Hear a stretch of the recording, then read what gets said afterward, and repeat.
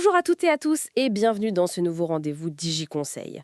Aujourd'hui, on plonge dans un sujet vraiment majeur, l'accessibilité numérique. Surtout avec l'échéance de 2025 qui approche.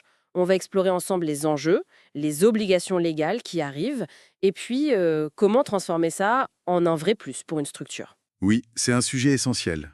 Le 28 juin 2025, c'est la date clé avec l'application de l'European Accessibility Act, le EA. C'est une directive européenne, donc ça harmonise les règles pour les produits et services numériques partout dans l'UE. Donc ça devient obligatoire. Mais au-delà de l'obligation, pourquoi c'est si important cette accessibilité numérique? J'imagine que ça ne concerne pas que quelques personnes. Ah non, loin de là. Ce n'est plus juste une option. C'est une nécessité légale si on veut toucher le marché européen.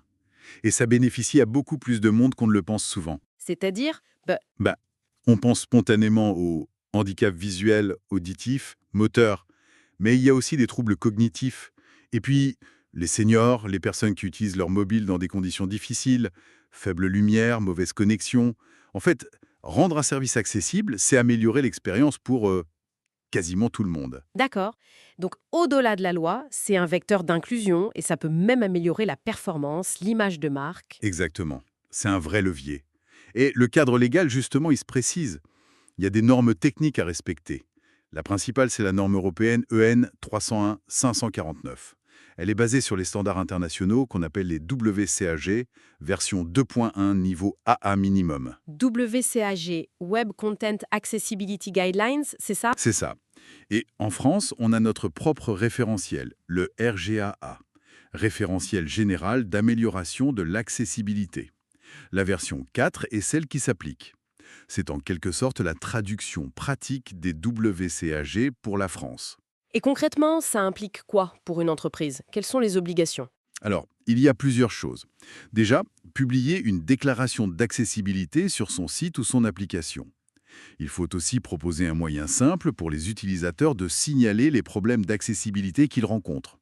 Et puis, réaliser un audit de conformité et mettre en place un plan d'action sur plusieurs années pour s'améliorer.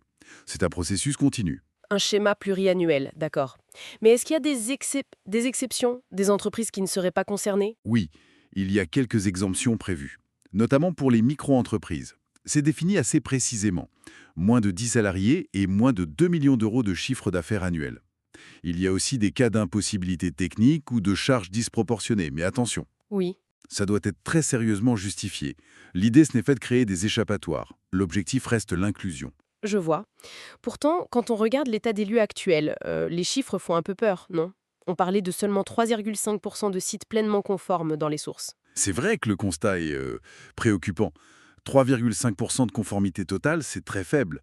Et un site sur deux qui n'aurait même pas la déclaration d'accessibilité publiée, ce qui est pourtant une obligation de base. Et les problèmes les plus fréquents, ce sont lesquels en général? Souvent des choses qui bloquent vraiment l'utilisation. La navigation impossible au clavier pour ceux qui n'utilisent pas de souris, les images sans description textuelle, donc invisibles pour les lecteurs d'écran des personnes aveugles, les contrastes de couleurs trop faibles, les formulaires qui sont un cauchemar à remplir. Et les conséquences de cette non-conformité, elles sont lourdes, j'imagine. Oui, à plusieurs niveaux. Il y a bien sûr les sanctions financières. En France, ça peut monter jusqu'à 25 000 euros par infraction et ça peut être répété. Ah oui, quand même. Mais ce n'est pas tout. Il y a l'exclusion directe des utilisateurs. On lit que 71% des personnes avec des besoins spécifiques quittent un site s'il n'est pas adapté. C'est énorme et ça représente une perte économique directe. Certaines estimations parlent de 10 à 15% de chiffre d'affaires potentiel qui s'envolent. Sans parler de l'image de l'entreprise. Exactement. La réputation, la responsabilité sociétale, c'est un tout. D'accord. Alors, face à ça, comment on fait ça? Comment une entreprise peut s'y prendre pour se mettre en conformité et, idéalement, en tirer parti? La clé, c'est vraiment une démarche structurée. Ça ne s'improvise pas. Il faut commencer par un audit sérieux pour savoir où on en est, quels sont les points faibles. Ensuite, bâtir un plan d'action réaliste, priorisé. Et surtout, intégrer l'accessibilité le plus tôt possible dans les projets, dès la conception.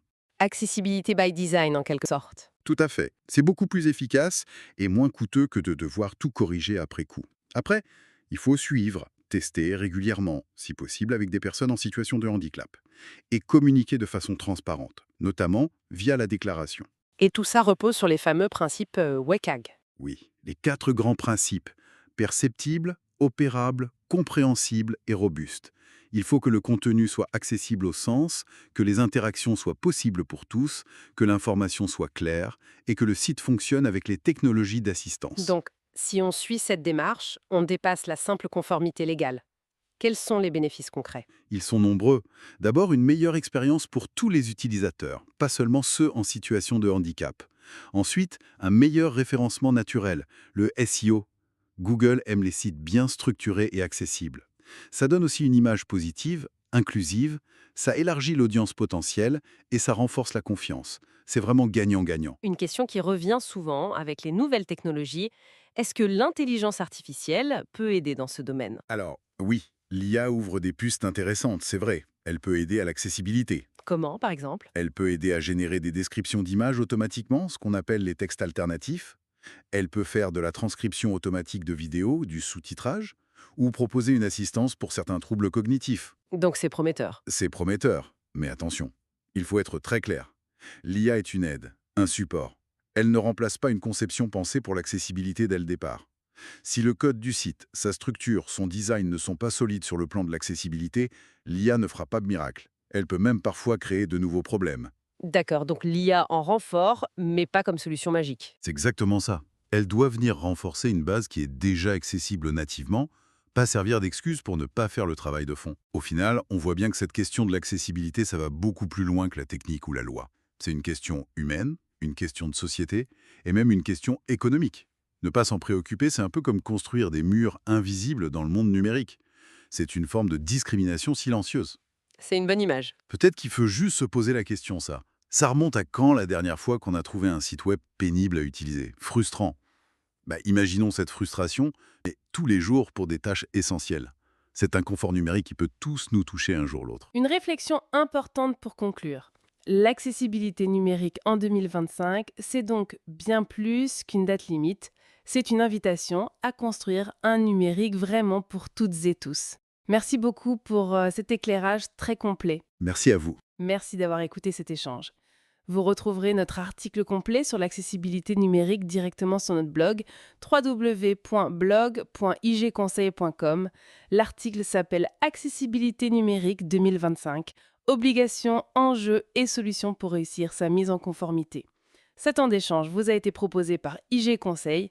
Notre mission, vous former aux meilleures pratiques en gestion d'entreprise, comptabilité, digitalisation et intelligence artificielle. À bientôt!